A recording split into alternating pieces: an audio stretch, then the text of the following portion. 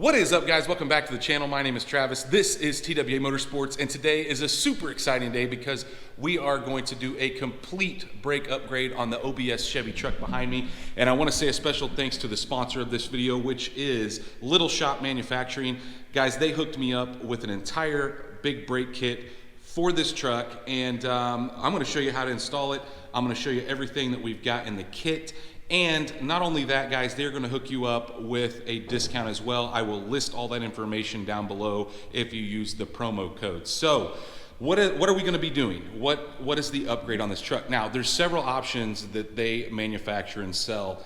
And the biggest one, probably if you guys have had an OBS truck or have been looking for upgrades as far as brakes go, are the rear disc brake conversion. They offer the most complete kit on the market, in my opinion.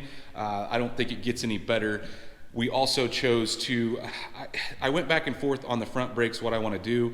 I just chose to go with their bigger upgrade. So it has an upgraded single caliper on the front and of course drilled and cross drilled and slotted rotors front and rear. And then as far as under the hood, that old master cylinder that's terrible, we're going to be replacing that with the NBS or the new body style version. So let's go over here and take a look at all the stuff that I've got. So they sent me new front rotors, you can see there, all new bearings, inner and outer bearings. These are the rear, I believe these are the rear rotors. You can see they are cross drilled and slotted as well. And the reason they are multi-drilled, guys, so I know a lot of people see this and they're like, oh, that universal fit stuff.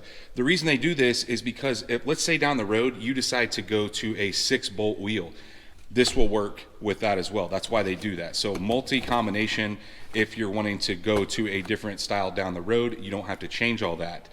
So what are we looking at as far as the rest of the kit? So these are the rear brakes, and I chose obviously to go with the powder coated versions that are red. I also chose to go with the e-brake hookup. So you can get it with or without e-brakes. I obviously chose to do the e-brake option.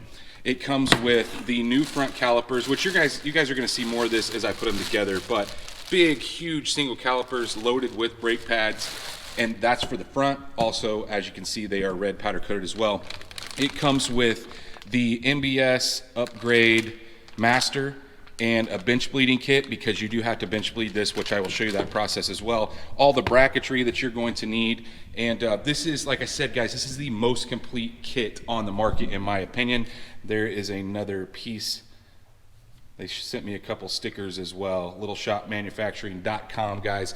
You have to check out their stuff. It's amazing. That's not all they sell. They sell so many different things. So check them out. Like I said, I'll list their info down below. But during this process, I'm also going to be changing the front springs and the spindles. Now, I'm going to cut that out of this video, and I will have that as a separate video for the people that are just wanting to lower it. So I just want to let you know, if you see when I'm taking stuff apart, when I go back together, stuff will be different. I just want to let you guys know what is going on there. But the very first thing we need to do is I'm going to start in the front. To me, the back is a little more in depth because we're swapping out more stuff. There's more involved, but it will all be in this video. The first thing I'm going to do is I'm going to get this thing off the ground. We're going to get these wheels off. Now, guys, if you haven't taken a set of these wheels off before, if you didn't catch my last video, these caps actually unscrew. I went crazy trying to figure out how to get these caps off and realized they actually unscrew. So these are US mags. I'm not even sure what the name of the wheel is, but the center does screw off. I will get that all out of the way. I don't think I need to tell you guys how to take your front wheels off, but I'm going to be lifting from the front, and I'm going to be putting some jack stands on the frame about even with the door here. And well, once we'll just cut to that point where I have all of the wheels off and this thing off the ground. So once you have the wheel off, we're going to go ahead and take the brake caliper itself off. Now, it uses, you can use probably a T55 if you wanted to, but 3/8 on a Allen head is what takes these guys off. And a lot of times, guys, they're pretty tight. So sometimes I use a mallet if, well, these have obviously been moved before. Of course, I'm sure that when this thing was lowered, the guy had these off. So we're going to loosen these up and get this caliper out of the way. You may have to use a pry bar here to pry this thing back. A lot of times you have to. So So we're going to go ahead and get this out of the way. And then we will move on to unbolting the brake line. Since I'm doing new lines, we're going to need to get the brake line out of the way as well. Now I'm just using a pry bar here to pry this thing out of the way.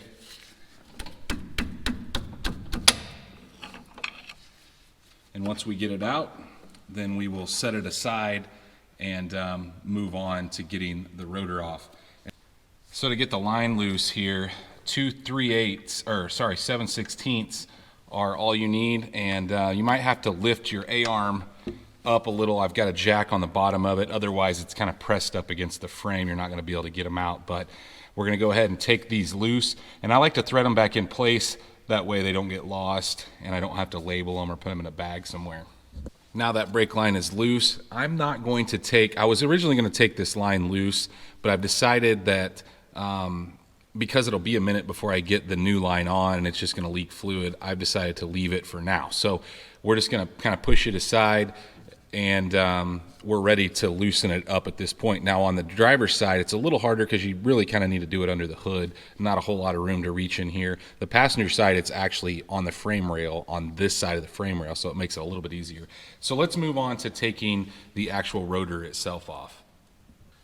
So to get the rotor off, we need to get this dust cap off, and a lot of times they're pretty loose. And I know I'm using a claw hammer, but I haven't found a hammer that I'm in love with. Let me know what you guys use in the garage. I've just always used this unless I need like a small sledge. I've got like a 5-pound sledge. Well, there's a good amount of grease in there, which is good. So we need to take this cotter key out. There's a little cotter key that's bent over. I'm going to bend that back, take it out, and then we need to loosen this outer nut so we can pull this thing off. I generally use a pair of needle nose to bend these back. Sometimes you get lucky and they come right out, and sometimes they fight you like that.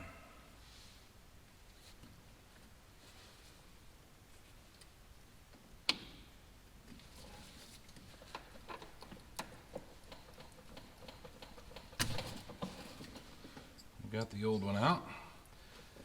Now I generally just use an adjustable wrench, like an adjustable end wrench, to get this off. And the main reason why I do that is because I don't believe that I have a wrench that big. I know I have a socket. You could use a socket if you wanted to, but I generally like to do it with a wrench, because when you put it back on, I do it by feel. And I just don't have as much feel with how tight it is when I'm going back together. So I'll go grab the wrench. It shouldn't be real tight. We'll take that off, and then our caliper will be loose. You can see what I'm talking about. It's a big one. And you can almost take them off if they're a little loose. You can almost take them off with your hand. Then it grabs.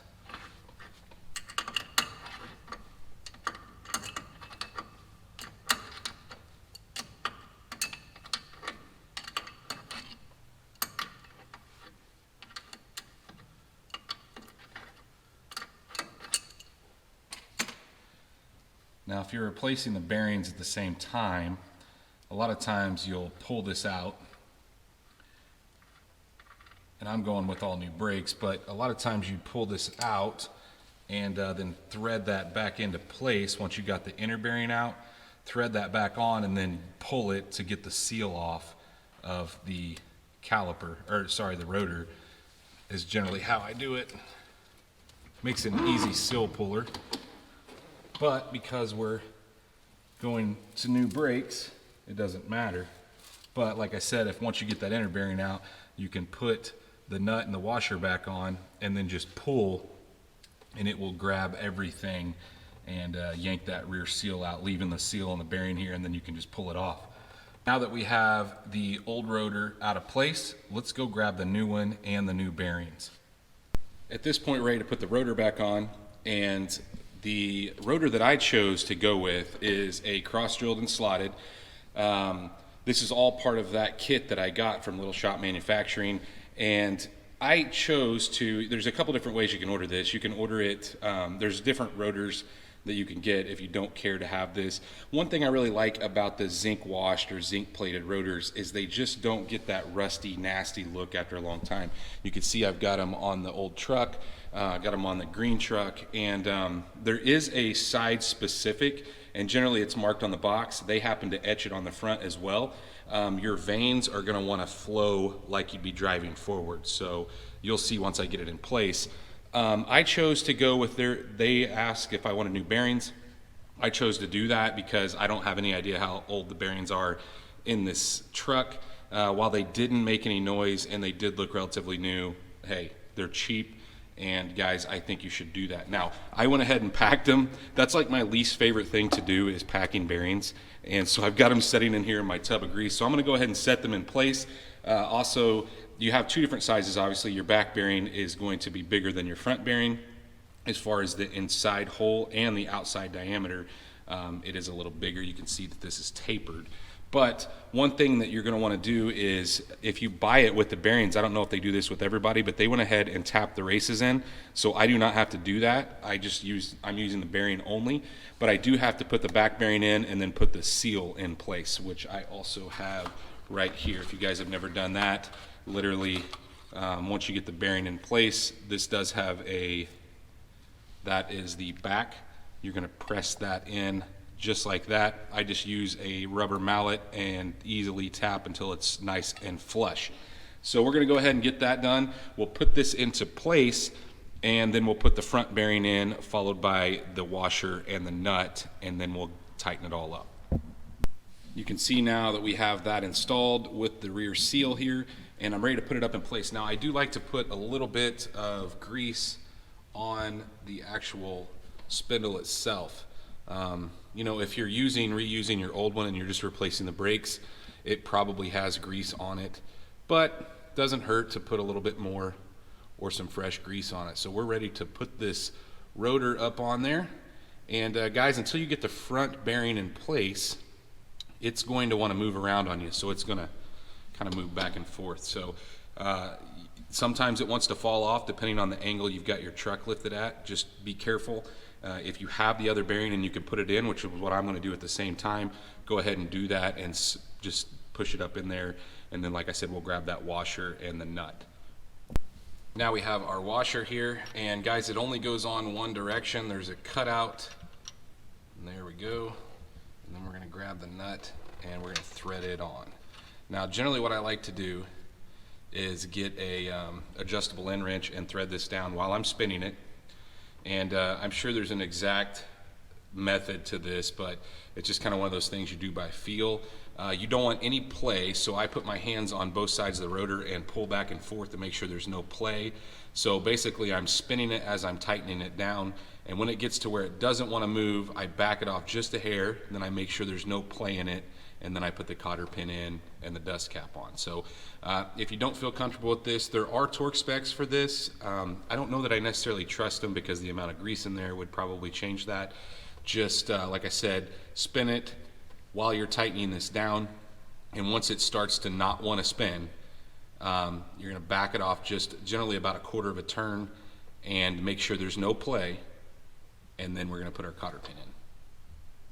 So I wanted to show you guys how much there's too much play here. You see that? It's spinning good, not making any noises, but that means we have too much play, so we need to keep tightening it up.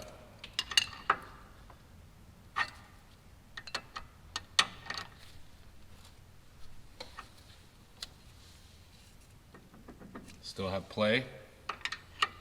And generally what will happen is this will get hard to turn. Notice that it's still turning pretty freely. Now it's starting to snug up, not turning quite as easy. So at that point, we're going to back it off just enough to get the cotter key in, which is generally about a quarter of a turn. And then we want to check it again. So we don't have any play now. So I'm going to go ahead and put the cotter key in and then put the dust cap on. Now for some more exciting stuff. This is the new caliper, obviously, for this setup, and man, it just looks so much better. Just a big, huge, beefy single piston. Now, guys, they do offer some other options if you want to go with, like, they sell Willwood, they sell a kind of a Corvette style dual piston setup. But for what I'm doing with this truck, I really didn't need that. So this is perfect for what I was doing. And honestly, we're replacing old components. This truck has 190,000 miles on it. So it's going to be a huge difference just adding the back and the stuff that we're doing. But while we're doing it, we might as well make it look good, right? So I chose to opt for the red powder coating. And there is a right and left here. One of the things you'll need to know is that your bleeder generally is always on the top. So you want to keep that in mind. Sometimes the boxes are marked, but if not, that's the easiest way to know. You can also look at your old one and the way it was oriented, but bleeder on top. So at this point, we're going to put this in place. Now it does have the brake pads in it, and it is pre-assembled there. So all we need to do is go back together the same way we came apart, and I may have to compress that just a hair. Get this in here, and then we will use the Torx bit, the Allen that we used before. There we go. And it is, I don't even remember what size it was. I think it's 3/8. So we'll get this into place, get it started, and then we'll move on to the brake lines, which are exciting too, because as I told you guys, I'm not reusing the same brake lines. I'm using a replacement brake line from Little Shop Manufacturing as well. And this is one of the hardest things you're going to start. I will be honest with you, these are not like newer brakes. To me, it's a little easier to align newer stuff. This older stuff is kind of by feel, so it may take you a minute. Once you get this in place, go ahead and torque the bolts, the guide pin bolts back here that we just put in, to 34 foot-pounds.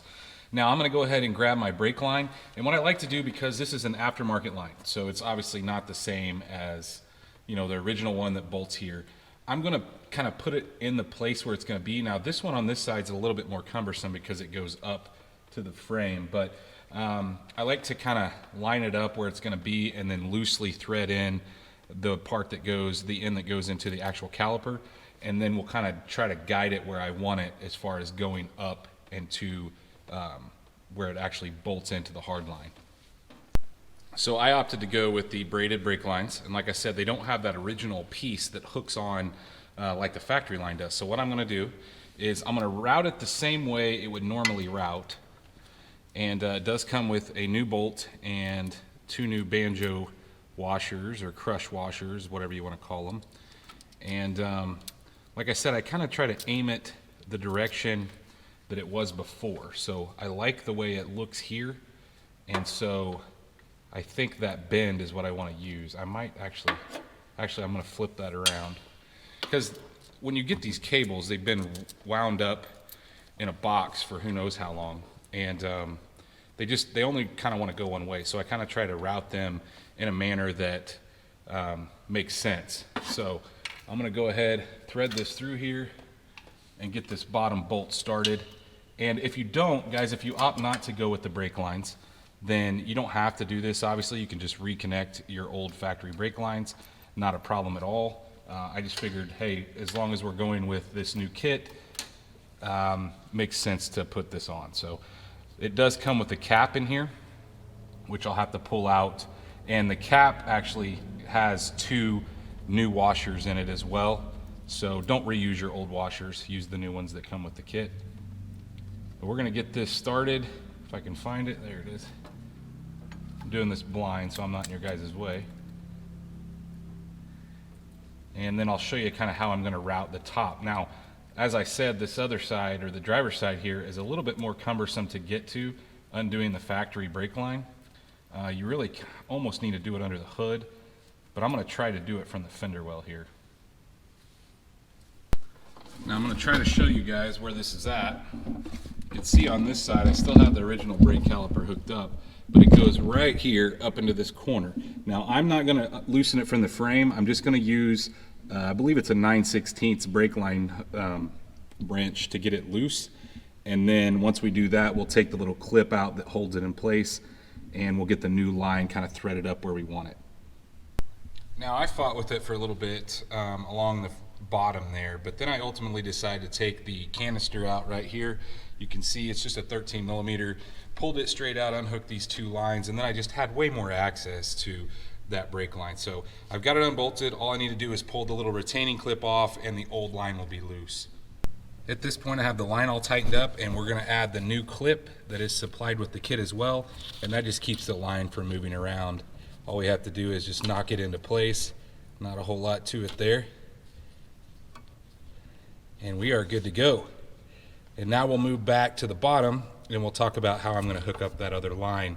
I left the other side loose so I can move this around.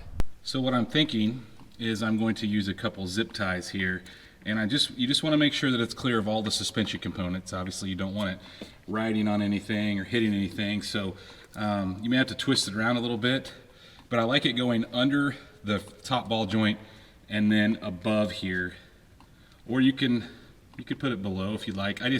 To me, it puts a little bit too much kink to put it there, so I'm going to put it right here, and I think that'll be good.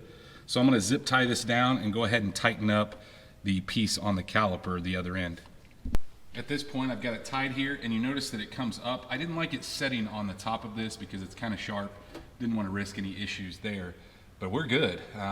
Still has plenty of room to go back and forth. That's the couple things that you want to look for. You want to make sure that you can turn and you're not binding anything, and you also want to make sure that obviously you're not rubbing up against anything. Like this will be moving up and down, and I don't know, maybe it's just me, but I didn't like that. The other thing you could possibly do, guys, is you could take that bracket. Now it would take quite a bit of time, I think, but you could probably peel that bracket off of the old line. It seemed pretty stubborn. I thought about doing that. I started to do it, and after prying on it for a little bit, realizing it's pretty tight. So at this point, let's get this thing on the ground and move to the back. Now that we have the front all together, we're going to move to the back. Now there's still something I need to do under the hood, and we'll show you guys that after we get the back complete. But got the wheels off, got it on jack stands, and there's two methods here. So guys, like I originally said in the first video, I think this is the most complete kit. And I looked at this a couple times for my two-door Tahoe. I think I was eventually going to do that, but obviously we've sold that. And but anyway, there's two methods of doing this. So the first method is, obviously we need to get the old drums out of the way. You need to make sure that your measurements you need to know whether you have the 10-inch or the 11-inch drum before you order the kit. That's the most important thing. But we need to get all the old drum stuff out of the way. But after we get the old drum stuff out of the way, you can do, like I said, two methods. The first method being you can sacrifice the backing plate, the drum backing plate, by cutting it, and then you do not have to pull the axles. Or you can pull the axles and pull you're gonna have to take all the fluid out of the differential, spin it around, and I'll show you that process because that is the method I'm going to use. Now, the reason I'm using that method as opposed to the cutting method is because I don't know how long that fluid's been in there. It's actually leaking a little bit at the seal between the actual diff cover and the rear end. So in my opinion, look, I'm here, I might as well do that at the same time. So I won't show you guys the diff change or any of that. I'll show you where I take it off and what I have to do in order to do that, but I won't show you like the refill process and bore you with that because I know you're just wanting to see the brakes. So we need to get this off, and a lot of times this is going to fight you guys. What I'm going to do is I'm going to spray a little bit of WD-40 on each one of these as well as the center here. I'm going to then rotate it. I'm going to do the same thing again. I'm going to let it set for a little bit, and then we are going to beat the crap out of it with a big sledgehammer, so like a 4 or 5 pound sledge, and hopefully we'll get it out of the way. I'll try to mute the audio because that'll probably be really echoey and loud in this garage, but once we get that out of the way, we'll start disassembling all the springs and hardware within the actual rear drum itself.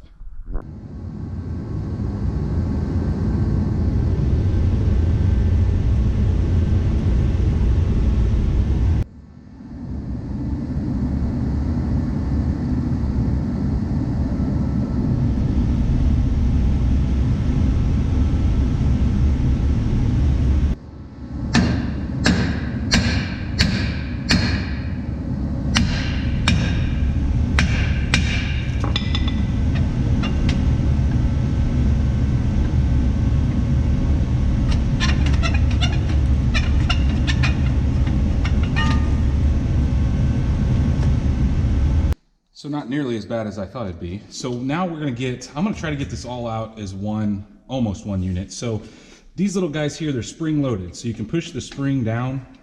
I'm just using a pair of needle nose pliers. You can push that spring down and put your hand on the back and feel where it comes through. And then a lot of times we can spin this. You can see what I'm talking about. As a matter of fact, I'll take the piece out of the back. So you can see it's got a flat head on it, and that flat head you just have to move where it will come off. And we need to do that on both sides. And then once we get that out, we need to pull. There's a spring in the very bottom, and I'm not being real careful because this stuff's never going to go back together. So I'm going to pull that spring out. Once we get that spring out, the only thing we're going to have left is the e-brake cable, which comes in from the back. So let me get this spring out. I think I'm going to have to get in the way of the camera in order to get it out. And then I'll show you where the e-brake hooks in. You can see the bottom spring that I'm talking about. Like I said, I'm not being real super careful with this. You should be able to get this out of the way, at least to see the e-brake. There we go. And so your e-brake comes in right here, and I'm just going to use a pair of pliers, these same needle nose, and slip it out of place. They make specialty tools for that, but you can do it with just a pair of needle nose pliers. Okay, now at this point, before I take this guy off and start making a mess, I'm going to go ahead, we're going to get under the truck, and we're going to take the rear differential cover off, let all that fluid drain out. So I'll put you guys under there with me and show you what I'm talking about. As you can see, now we're under the truck, and have a 1/2 inch on my little impact here, and we're just going to go along the edges here and take all these bolts out. Now obviously you have your brake line tying into one, and then I think this is the vent for the rear end on the other, but once you get those loose, I'll take the top out first and kind of work my way around.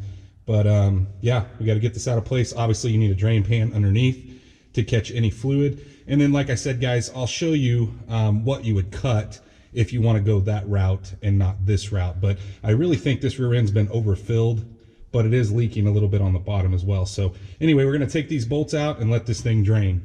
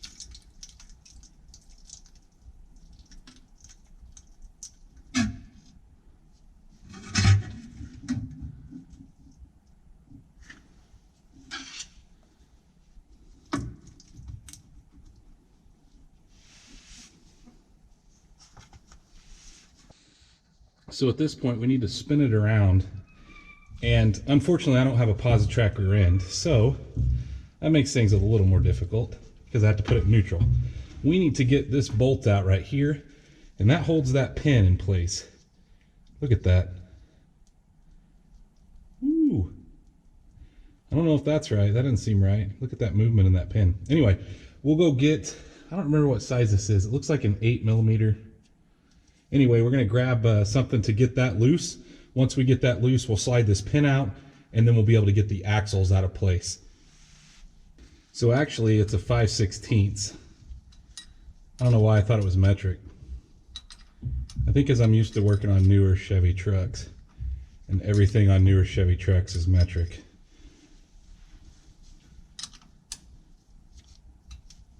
Probably should have used the ratchet here, huh? Anyway, once we get this out, should be able to slide our pin out of the way. And then I may need help, I may not. We have to push the axles in a little bit to release the C-clips. Now, most of the time, if you push them in, the C-clips will just fall out in the bottom, and I can fish them out with a magnet. So I don't have anybody out here helping me today. So that's the pin we're taking out, or the bolt, and then the pin will follow here. This guy here. And now we should be able to push. Let me see if I can push this one in with my foot. Oh, there we go. This is what we're looking for. These little pins hold the axles in place, or these little clips, these C-clips is what they call them. And so we need to do that on both sides. So I'll go push the other one in, and we'll have the axles loose. We'll be able to just pull them straight out. So at this point, these axles should be loose, and so we should be able to just pull them straight out. Gives you a good time to look at your bearing wear too, and while these aren't, it's got some wear on it, but I'm not going to worry about that right now. I'm going to be real honest with you. I just want to get these things out of the way.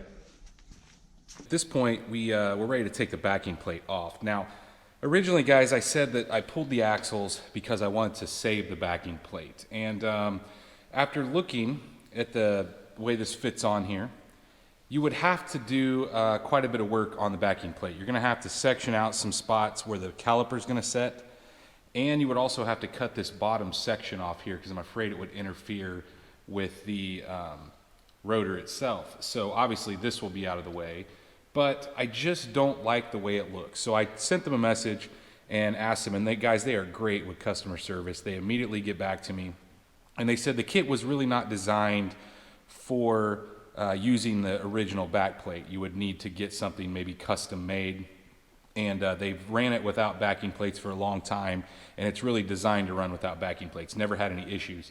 I just thought that it would kind of keep dirt out of it, but if they're saying that you don't necessarily need it, then you probably don't have to do the method that I did as far as pulling the axle. So if you don't use that method, so if you don't pull the axle out like I did by taking the C-clips out, like I said, I really needed to change the differential fluid in this thing anyway, and so it's not a big deal to me, and it's really not that much more work other than you have to clean the gasket material off, obviously refill the rear end, so there's some added expense there. But if you don't do that, you do have to cut this backing plate off. So in order to do that, we need to take these bolts out, and it seemed to me like 15 millimeter fit this the best. So we're gonna go ahead and whip those out, but you would need to loosen those, and then you're gonna have to cut from here to here, and then another section, and because it's pretty thick. So you're not gonna like cut it once and bend it. You're gonna have to cut it in two spots. So because I've got the axle out, I don't have to do that, obviously. We're just gonna take the bolts out. We will unhook the brake line back here, and the e-brake, I need to just take a pair of pliers here. Let me see if I can do that real quick. We'll push it through, and not a whole lot to that. Some people take this out when they originally loosen the e-brake cable.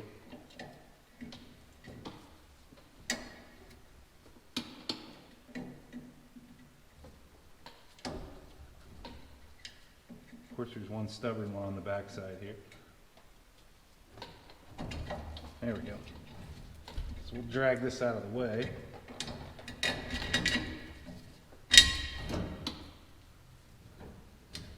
But anyway, there's two 10 millimeters that hold this on if you want to take it off that way.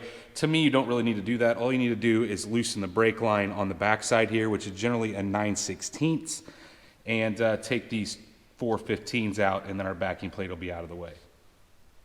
Now on this side, I did have to take the bleeder out in order to get my wrench in place. It's just a 10 millimeter to take the bleeder out, which is right above the line here that goes in. And it's two 10 millimeters that hold the actual cylinder here in place if you wanted to take it out, but there's no need to because it's going to be attached to the backing plate. Now, if you're going to try to cut the backing plate and make it fit, which like I said, I'm not going to do now, then obviously you're gonna have to get it out of the way. And then I'm gonna go grab just a rubber cap for the brake line, just so I don't have a ton of fluid spilling out. I mean, it's gonna spill out. You can see it on my hands already, but it'll just keep some of the fluid down.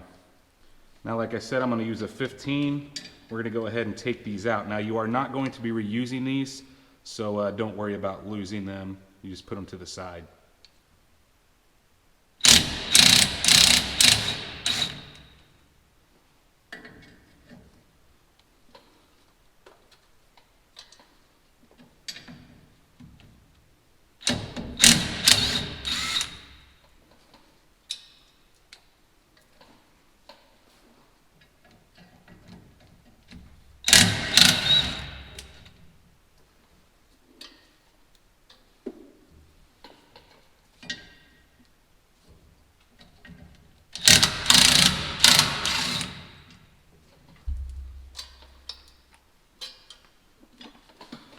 So as I said, if you were cutting these, you'd have to get these loose first. So you'd have to loosen these 15s, pull it out enough.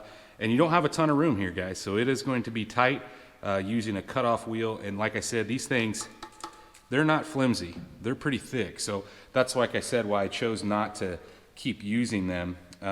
This section right here is riveted on from the factory. So you'd have to cut that off. You'd also have to cut a section for the rotor pins to slide in, and possibly a section for where the rotor actually rides. So after talking to them, like I said, I decided to just scrap these and we will just go without. So at this point, we're ready to start reassembly. So as I said, we're ready to go back together. This bracket that holds your caliper, they are mirror images of one another, okay? So there is a wrong and right way to put it though. You can see this little notch right here. This notch faces up, and the caliper itself is going to face back. Now, I've noticed a couple people that I've looked at forums and stuff before I even bought this kit had installed these on the other side. Now, I don't know where they work that way. That is not the way the kit is designed. The other thing is you have your brake line holder. That's gonna go on the other side. There's two of these, obviously a driver and a passenger, and the line is gonna be on the front side and it will be on the top. So the other thing to take note of, other than the notch and the brake line bracket being in the top two bolt holes and on the front side, is the bolts do come in from the back. So unlike the other one, the factory one, where they went in the other way, these go in the opposite direction. Washer on both sides, on the outer, and then obviously the nut, and then we'll snug those down. Now, they didn't offer me torque specs.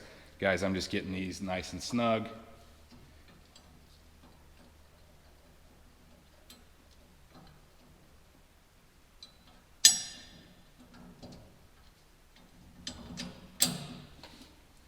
Once you get it started, it's a little easier.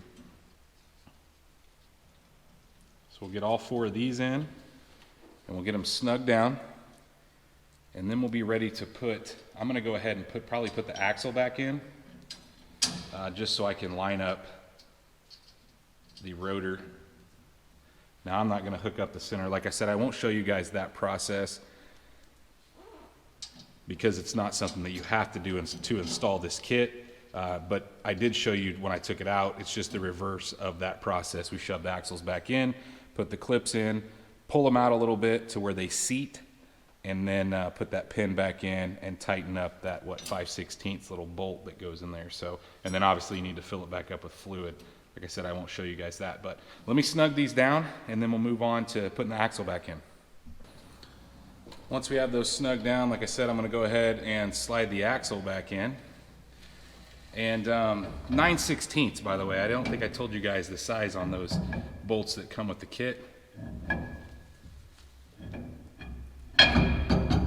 Sometimes this is always fun getting in.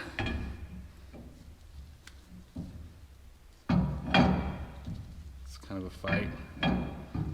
There we go. Like I said, you're gonna have to push it in, get the clips in, and then you'll pull it back out, and that'll cinch those clips up where they need to be. Then you can put the pin in. But for now, we're gonna continue working. I'm gonna go grab the rotor, and we'll get it into place. So we've got the rotor here, and you notice that it's got several holes in it, and like I said at the beginning, guys, it's meant because it'll work on different axle combinations. You can see that I used a couple lug nuts here to just kind of keep this thing in place while I'm putting the caliper in. Now, one of the really cool things, I mean, there's a ton of things cool about this kit, guys, because, well, let's face it, drum brakes suck, but we're ready to put the caliper on. What's really cool is the same size for the front that we use fits the back. Now, think about that. Most of the time when you use aftermarket stuff, you go to change brakes, you got to look for 10 different wrenches because nothing fits. It's all different sizes. Like stuff like this is little, I know, but that's impressive to me because you don't have to hunt for different size wrenches. It's all the same. These are parts you can get off the shelf as far as brake pads. You don't have to worry about any kind of replacement problems down the road. It's not like some one-off kit. I mean, it is a one-off kit, but as far as like parts, to get parts availability, you can get it directly from Little Shop Manufacturing, or you can go to your local parts store if you were in a pinch and needed it quickly. I mean, my honest opinion is, why would you not go to them? This is taking forever. I should have put a ratchet on this. Let me get these pins out, and then we'll get this into place. So this is the way it goes with, obviously, your bleeder pointing up. And we'll get this kind of slid into place here. Another cool thing about this kit is it comes pre-adjusted. And when I say pre-adjusted, your e-brake cable, you don't have to worry about like adjusting that. You may have a little bit to do, but nothing like if you were to get this kit from scratch. You'll notice that, here I am dropping everything. The pads kind of line up with the pins. You'll see what I'm talking about here in just one second. Just like that.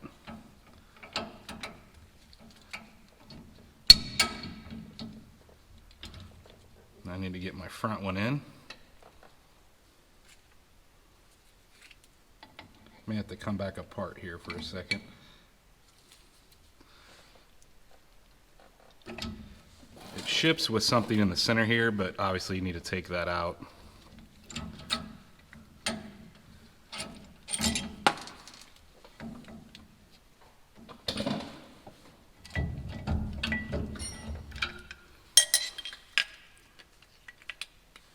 Normally not this hard, but I'm trying to do this so you guys can see it, so the camera's like right where I need to be in order to line this all up. So we'll get it. This may take a little longer.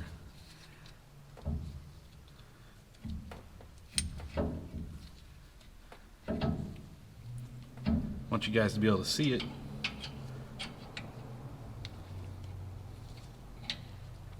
We got that top one lined up. Now we'll push the bottom in, see if we can get it lined up.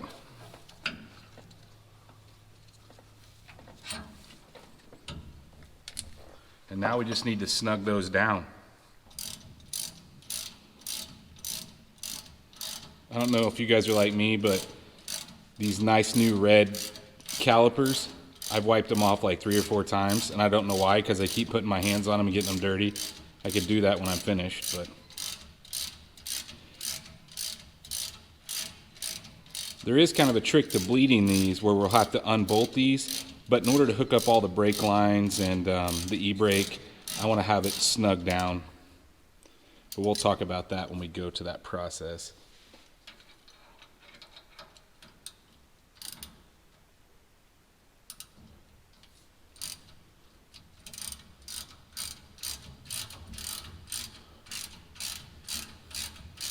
So once I get these tightened down, I'm going to go grab the brake line and the bracket, or the actual clip that holds it in the bracket, and we'll get that into place next. All right, So let's see here. Now, if you're using the rubber brake line, there's two options with the kit. Obviously, I chose to go with the braided line. But if you're using the rubber brake line, make sure and pay attention to the instructions, because there is a section that's notched out on the rubber line. Obviously, like I said, I got this line. So this is how it goes. It's going to go on the bottom, and there's a bolt in the caliper with two banjo washers. As a matter of fact, let's go ahead and do that. Let's take it out.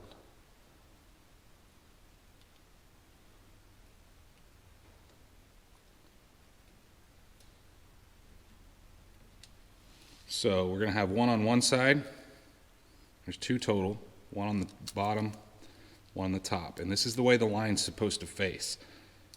And then we're going to come up into that bracket that we put on the top of the axle, and we're going to push this clip in to hold it in place once we get it in there. So I'm going to go ahead and do that, and then I'll just show you guys, because there's no real good way to get the camera back in there.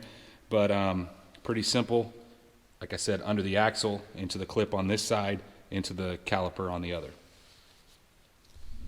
So I wanted you guys to see here, you can see the brake line is hooked up and that pin is pushed in, and so that is holding that line in place. It goes under the axle and then over here to the bottom of the caliper. So at this point, the two hardest things of this install out of all this kit are hooking the e-brake up, and it's probably the easiest of the two. The next thing is bending this line. So you obviously, your old brake fluid came into the cylinder up top here.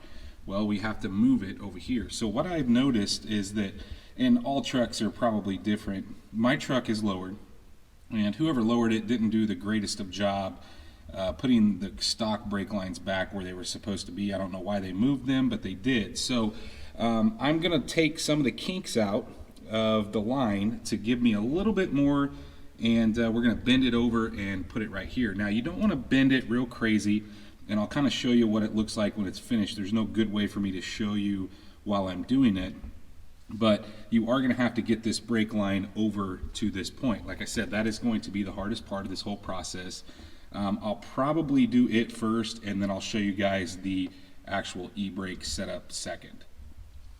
So I wanted to show you guys how I bent this line so you can see it's all hooked up now. You do need to hold the bottom side here while you're tightening this up, making sure it doesn't spin. That clip isn't enough to make sure it doesn't spin. So make sure and do that. That way it doesn't tweak the line underneath.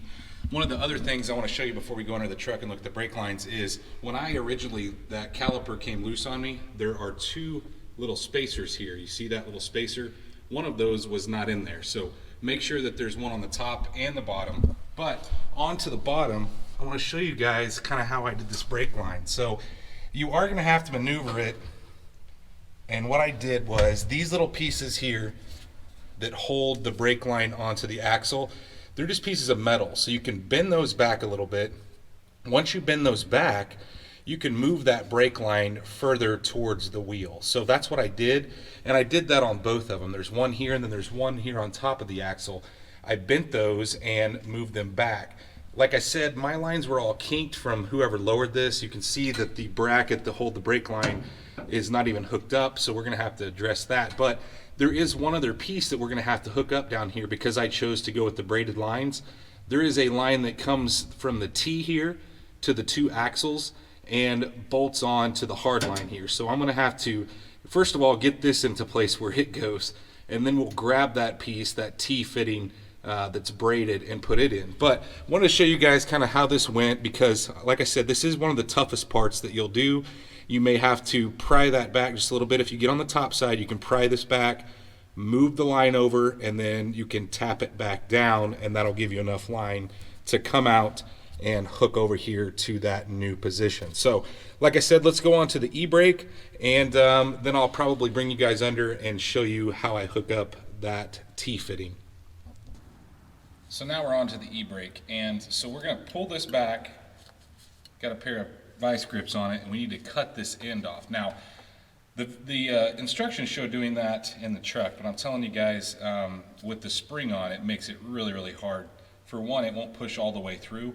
So I'm going to cut it off right here, and you can use a cutoff wheel or you can use something to snip that. I'm telling you, it's kind of a pain to cut, I'm using just a pair of side cutters that just happen to be strong enough to get through it. So I'm going to nip this end off. We'll take this old spring off, and then we'll push it through the new spring. So I got it cut off, and what I'm going to do is I'm going to pull as much slack as I can. And there is an adjustment for this on the front of the truck, but we're going to push this through the hole right here, through the spring, and then we're going to come out right here, and then it comes with a set screw in the kit. You may have to use a screwdriver to help you push this through. You don't want to fray the end of this more than you possibly have to, otherwise it doesn't like to go through the hole. But once we get it through there, there is a set screw and an end, a cable end that you put on there. Now you might have to do some adjustment on this later on. I'm just going to run it to the end and snug it down, but first we got to get it through there. Like I said, you might have to use a screwdriver to help push it through the spring. You're going through the hole up here on the front. Let's see if I can get you a little closer. Going through the hole here, and that clip will clip in, and then you're pushing the cable through the back side of the spring here and through this little opening, and then your tie on will be right here. So I'll show you that once I get it done. I won't be able to show you with the camera there because, well, I don't have enough room. So you can see what I'm talking about here. I'm going to run it all the way up to the front because I don't have any pressure on it right now, and then we can always trim that off more if need be. I'm going to go ahead and tighten this set screw.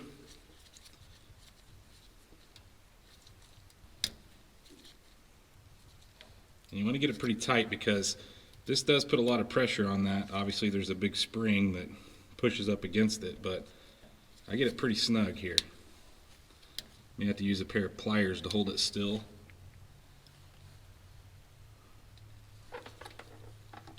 And we are set. So at this point, guys, what we need to do is I need to get under the truck. Obviously I need to put fluid back in the rear end, put the rear diff cover on. I need to get that bracket mounted that I was talking about, and then I'll show you guys where that T-fitting goes into place. I think it's pretty obvious, I think, where I showed you, but I want to show you with it all finished up. And then I think we're on to the front again, and I'll have to show you what our next step and our next piece of this whole puzzle and kit includes. So I wanted to show you guys, there was really no good way to put the camera down here and show you the next line, but if you opt for the stainless line kit in the rear, I had to bolt this back on to where it was supposed to be. Like I said, whoever lowered this just left this dangling, and so this is supposed to bolt to the frame. Well, there is a line that comes from the hard line from the front and goes up and tees off to the two brake lines. So that is the other line that I installed. Same 9/16 to undo the factory brake line. You have to take the old clip out, then this line is loose. You put the new line in, and then there is a T at the top here. Now that T is held in to the top of the differential. It's a 13 millimeter, and I'm talking about the top, the bolt that comes in from the top here. There's a 13 millimeter that holds this in place, and then two 9/16 lines, obviously from your left and your right, that tees off right here. So I did go ahead and put that in place, and guys, the best way to do this, honestly, is take it off the rear end. If you're not doing the method that I did, take it off the rear end, get it where you can actually see it, and make sure that you're not cross-threading any of your brake lines when they're going in. That's the biggest thing. I like to thread them in by hand, and then tighten them up with the 9/16. Everything is snugged down now, though, so we're completely finished in the back. You can see I've got my rear diff cover back on. I actually have fluid in it as well. But look at this. It is absolutely a gorgeous kit, and you don't have to do the next step that I'm going to show you, but I want to show you guys kind of the back side of the brakes here. Just looks absolutely amazing. They did such a good job making this kit, and I don't know, it's just so much better looking than those old ugly drums. I'm sure it's going to stop 1,000 times better, but you can use this kit, so the front disc, rear disc with the factory master cylinder. But one of the biggest upgrades on these trucks is to go to a new body style or an NBS master, just like my green truck over there. So it is a pretty much direct swap. The bolts that hold it to the booster here are the same. The only thing that's different is there is a fitting that goes in here that you're going to have to swap out. And I don't remember if it's the front or the back. For some reason I want to say it's the front one, but we'll see here in just a minute. Anyway, I did opt to go with that. And This, guys, I know a lot of people that do this and don't switch any of the brakes and say it's so much better pedal feel. So not only am I going to be gaining some braking capabilities, but I'm also going to gain some firmness in the pedal. But I've got it over here, and not a whole lot to it. I don't have a vise, guys. You'd think that all these tools and stuff that I have out here, that I'd have a vise, but I don't. So I'm going to have to get my wife to hold this because we do have to bench bleed this before we put it in place. Now, they send you that adapter. This brass piece here is the adapter that you're going to need, and the rest is the bench bleeding kit. I'm going to show you how to do that as well. But before I do that, I do want to get as much old fluid out of this as possible, because once you crack those lines, obviously all that fluid is going to fall down below, and I don't want that. I know that this truck's not in the greatest of shape, but I just put the brakes on the bottom. Obviously we did some suspension stuff as well. I don't really want brake fluid dripping all over that. So we are going to use a turkey baster, get all that I can out of that, and then I'll show you guys how to bench bleed, crack these lines open, put the fittings in, and get this all tied up. Once we do that, then we can move on, obviously, to bleeding the brakes, which is a different process, and we'll talk about that when we get to that point. But let's go set you up on a tripod and get some of this stuff out of here. So I've got an old container here, and actually let's try to make as little mess as possible. Look how nasty this fluid is. I mean, I've seen worse, but it's pretty gross. It probably needed a brake line flush anyway.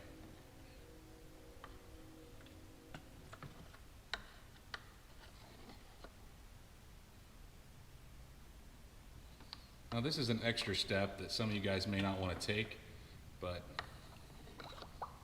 to me there's no sense in it. Just takes a couple minutes to get the old stuff out.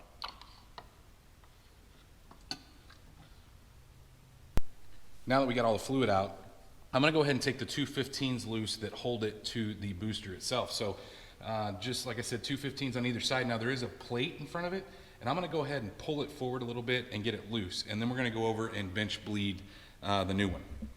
So at this point, we're ready to bench bleed this, and what I've got kind of set up here, I know it's kind of hokey, but I don't have a vise. So I went ahead and screwed in the fittings. It comes with several different sizes of these plastic fittings. I've got them screwed into place. Now I did go ahead and put my brass fitting on the front. So furthest away from the steering wheel is where that brass fitting goes. I went ahead and put that in because to me it seems like less work to do it now. And then I've got my lines running up in here. So all we need to do is we need to pour fluid in here. And then I'm going to take like a 3/8 inch extension, and we're going to slowly push this in until you don't see any bubbles coming out. Now the downside is because this is black tube, you're going to have to see what's coming out. But like 2 or 3 times once you put fluid in should be good, and then we'll go over to the vehicle and put it in. So I've got fluid in it. Like I said, all we're going to do is we're going to use, probably shouldn't have put this on a rolling cart, but we're going to push this in slowly. And then we're going to see fluid coming through. You don't want to push too far, and you just want to go slow. Once you do it, I don't know, like I said, probably 2 or 3 times, you're going to start to see fluid.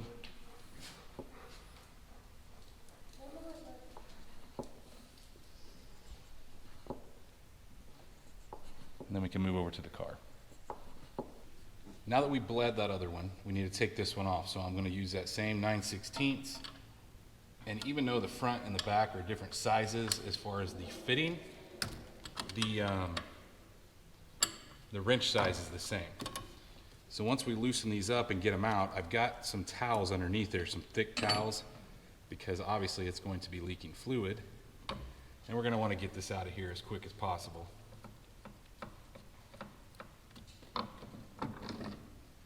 There's the old one. We'll get it out of the way, and we'll go grab the new one and put it right back in place. So I've got the new one here. Go ahead and push it into place. Now remember, you have a plate that holds some of the wiring out of the way. You need to swing it up in here if you can.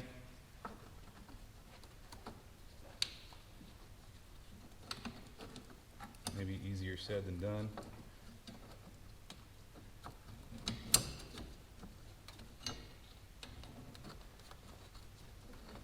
Then we can put our 15s back on once we get this plate. Got it caught on a brake line down here. These trucks have the weirdest brake lines. Now we can put the 15s back on and go ahead and snug them down. And you are going to have to tweak your brake lines just a little bit in order to get them to fit into place. Now, I'm not going to tighten these all the way. I'm going to leave a little bit of air where air can escape, and I'm going to have my wife get in and pump the brake a little bit. I'm going to tighten it up, or sorry, keep it loose, have her hit the brake till fluid squirts out, and then going to tighten it up, let her off the brake, and do that. Keep doing that process so we can try to bleed as much out of this section as we can. Like I said, though, you are going to have to tweak the lines a little bit. The good thing is it's not a whole lot, and you have a ton of room to move them around. You want to tweak them back further than the fitting, though. Don't mess with the, try not to put a 90 up here on the fitting. You don't want to bend it to where you're going to have to rebend a line. Believe me, that's a huge nightmare. So bend further back, and you should be good. So you can see that I bent the lines a little bit in order to get them where they need to go. And like I said, I left them a little loose, so you can see that I've got several towels here catching the extra fluid. So now I'm going to have her push down on the gas pedal. And while I'm doing that, I'm going to leave these loose so we can bleed as much through, get as many air bubbles out as we can. And then, guys, all we have to do is top this thing off, and we're on to bleeding the brakes. Now we've got everything tightened up down here. I've left the cap off, and you guys are probably wondering, why is the truck setting like it is? Well, there's very particular instructions on how to bleed these brakes. And the reason I've got it setting like this is you have a couple different options. For the rear, for bleeding the rear brakes, you have to have the rear exit, so basically the port here where we're bleeding, it needs to be as close to the 12 o'clock position as possible. And so you have a couple options. You could take the brake off, which I really didn't want to do. You can't undo one of them and swing it up the way the bracket's made. So you have a couple options. You can lift the back like I did, and it's almost touching in the front. This is as high as I felt comfortable getting it. And then the other option is you can undo the plate that holds the actual caliper to the axle housing. You could undo that and then twist it in order to bleed it. So, but we're going to try this method. That's what the instructions said, and I trust that they know what they're talking about. Obviously, they designed the kit. So what I'm going to do is I was really excited to use my new bleeder, my power bleeder, especially because I have that new body style reservoir under the hood. But they say that that could cause cultivation in this system. So the best method is just the slow pump and two-person method. So that's what I'm going to do. I'm going to go grab my bottle for drain, and then we're just going to pump it up and keep doing that process until we obviously get fluid back here. I'm at the furthest from the master, then we'll go to the other side, and then we'll go to the front, and then the last one will be the driver's side front. So just working our way around. If you don't get any fluid or you continually get bubbles, they said that that means that you need to get this further in the 12 o'clock position. I am like right between probably 11 and 12 o'clock at this point, so I think this will work. If not, then we may have to take that axle housing loose and either rotate the axle or rotate the whole assembly. Do it again. So it seems to be going pretty well here. Holden? And it looks like we've almost got all the bubbles out of this first one. Now, it took several pumps. The other thing, guys, you need to make sure that you're going back and forth to the master up front. You do not want to run it dry. This tool that I bought, even though I'm not using my power bleeder, this tool that hangs here on the caliper is so awesome because I'm not having to hold it with one hand and do the other. So go ahead and do it again.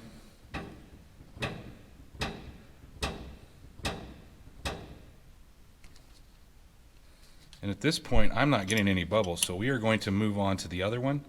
I'm pretty impressed here because I was really worried that I didn't have it quite far enough up, but we will see. I'm going to move on to the other side. I won't show you guys this process, but we're doing the old school two-person method.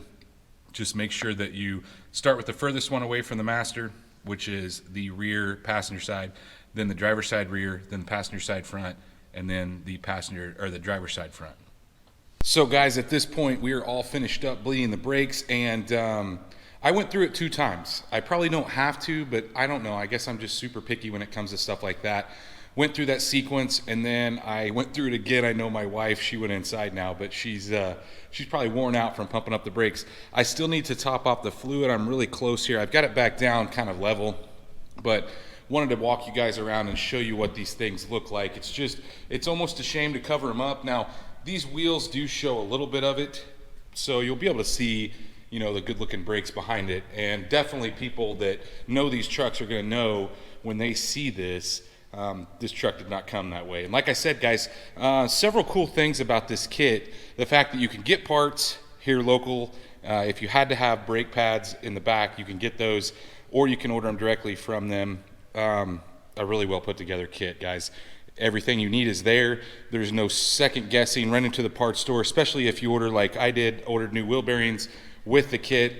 There's nothing you need. I didn't have to go get anything, which when you have kits like that, that is the way it needs to be put together, in my opinion. So let's get the wheels on this thing. Let's get it out on the road. There is a bedding process for breaking in the new brake pads, and we'll talk about that once we get everything back on. But I'm gonna go ahead, get the wheels on, torque it down, and we'll take it for a ride and see what kind of improvement we got. So I'm getting ready to take this thing out for the first journey with the new brake system. So a couple things that you guys need to take note of. So first of all, you're probably noticing that my center caps aren't on. And the reason I did that is in case I have to make any changes or there's any issues, I just don't have to pull those back off. Now, I don't think there's going to be, but inevitably, anytime I put everything back together, something's wrong. But I've also let it set for a couple days, and there's no leaks. And what you're wanting to do before we go out on a drive is we're going to take it kind of close to the house here, do some slow turning, make sure nothing locks up, no brakes lock up, no issues there. And then once we get that, and I've moved it back and forth a couple times and had no issues, but you know, when you start turning lock to lock, we want to make sure that none of our lines pinch. I think that they're clear in the front. I don't think we'll have any issues there, but we definitely want to make sure of that before we get out, obviously, in some higher speed driving. Now, their break-in period is a little bit different than the ones that I've showed you guys in the past, and that requires us getting up to like 65, and then we're going to do like 2 to 3 second light slowdowns, and we're going to do those 10 times in a row, and then we're going to speed up back to like 65, and we're going to do some more moderate break-in, so a little bit more moderate on the brake pedal, and we're going to continue that, and we'll just talk you guys through the steps. The instructions that come with the kit are very they're very good, honestly. They show you everything that you need to know as far as breaking it in. So let's get this thing out of the garage and take it down the road and see what kind of improvements. I know it's going to be drastic. I can already tell by the pedal feel, but anyway, let's get it out of the garage. At this point, we've driven around for a couple minutes. I've made some lock-to-lock turns. You can see I need an alignment still, but made a couple lock-to-lock turns, and no locking up, no pinching of the brake lines, any of that stuff. And so at this point, we're going to start that bedding process. So like I said, get up to like 60. We're going to do some like 2-3 second lightly on the brake, lightly off the brake for about twice that much time. And then we're going to do that 8 to 10 times. So you need to be in an area where you can do safely get up to 65 and then slow down. And then after that, we're going to do that same thing, except we're going to be a little more aggressive on the pedal. And then after we do that, and we're going to do these back to back to back, and then after we do that, we're going to go ahead and do 55 to 65 all the way down to 25 with pretty steady deceleration. So you're really going to hammer on the pedal, and we're going to do that 10 times. And so once we do that, we should have these things bedded in. And to be honest with you guys, if it gets better than what it is now, it's going to be pretty incredible, because the braking difference, these trucks just never stopped real great from the factory. So it's just incredible right now what it's doing. So I'm interested to see once they're bedded in and they cool off. So once I do that, I'm going to try to ride around for like 5 minutes or so without hitting the brake at all to let them cool down, and then we'll take it out again and make sure that you can hear my fender dragging. We'll take it out again and make sure that, or see if it improved any. I really think it's probably going to, which is crazy to me. The pedal seems more firm. The stopping distance just in short distances is way better. So, and I haven't even got it over like 40 miles an hour. So I can't even imagine like from a 60 to a stop, especially like panic stops. But we'll get this break-in procedure done. I won't make you guys ride around with me while I do that. Just follow their instructions on the website, and we'll come back and talk about once it's cooled off and see if we had any issues. So I got that break-in procedure completed. It's insane. You know you've got some brakes when the front lip of your truck drags when you hammer on them. It's crazy. Like, I'll show you guys. Let me see if I can get it to do it. And you're gonna smell brakes. That's just part of it. So you guys know, I don't want you to think that like you're gonna smell burning brakes when you do this, because you're bedding those pads and you're getting them hot. That's part of the process. But actually, I'm letting it cool off right now. We'll let it cool off for another couple minutes. I like to drive around for like 5 minutes and let it completely cool down, trying not to touch the brake at all. And then I'll show you guys what I'm talking about. When I slam on the brakes, you can hear that front lip drag. Of course, this truck's lowered, but still, it never did that before. So it's cooled off now. I'm gonna show you guys what I'm talking about here. I'm gonna just hammer on the brakes.